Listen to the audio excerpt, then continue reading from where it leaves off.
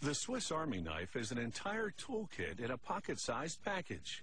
This little multi-tool actually dates back to 1891 with the original Swiss soldier's knife. It wasn't long before it morphed into other versions for sale to the general public, and a century later, it continues to come in handy.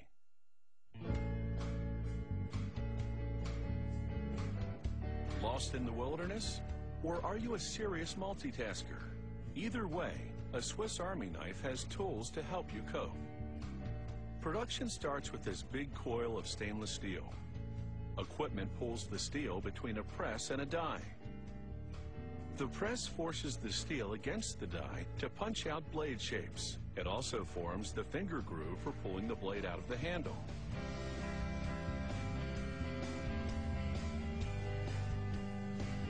They mass-produce parts like can openers and pliers using the same technique. They load the blades into a vibrating mix of ceramic stones and water. The friction polishes the steel. A little powder keeps the parts from sticking together. After several hours, they activate a powerful magnet to extract the parts from the vibrating mass. The process has smoothed the blades significantly, but the metal is weak and dull. So a worker arranges the blades on a mesh conveyor, which goes into an oven that exposes them to intense heat. A quick cool down follows, which toughens the steel considerably. The hardened blades now ride a carousel into a grinding station, which slims and trims them. That green liquid keeps them cool during this process. Afterwards, a computerized tool measures the blades. If the dimensions are even slightly off, they won't fit into the knife handle. A quick stamp gives the part its trademark name.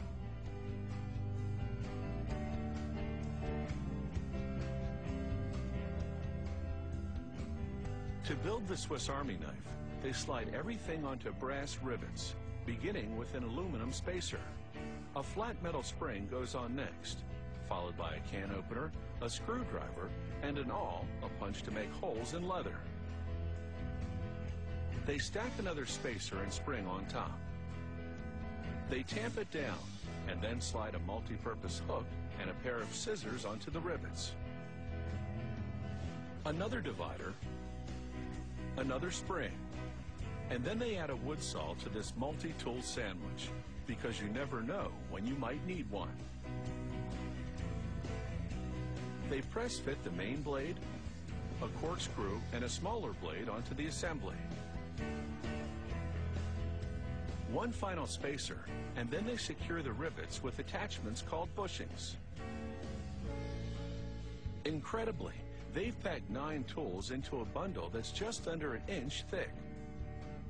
They chop off the tops of the rivets to make them flush with the bushings, and then this spinning tool flattens them. The result is a multi-pronged tool that's virtually impossible to pull apart. The blade on the Swiss Army knife is thin compared to other pocket knives to allow it to fit into the casing. They grind the cutting edge to angle it at just under 15 degrees. This makes it razor sharp, ensuring there won't be many dull moments in this blade's lifetime. They measure the angled edge with a laser to verify that it's on the mark. And now it's time for the handle. It comes in 2 parts. They sandwich the tool bundle between them and press everything together. This embeds the bushings in the handle's holes for a tight installation. Amazingly, there's still space in this Swiss Army knife for a set of tweezers and a toothpick.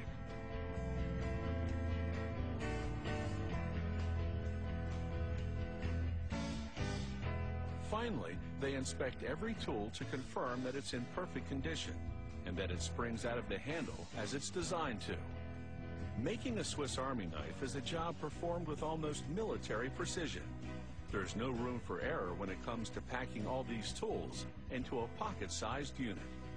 And once they do, this multi-tool is ready to spring into action.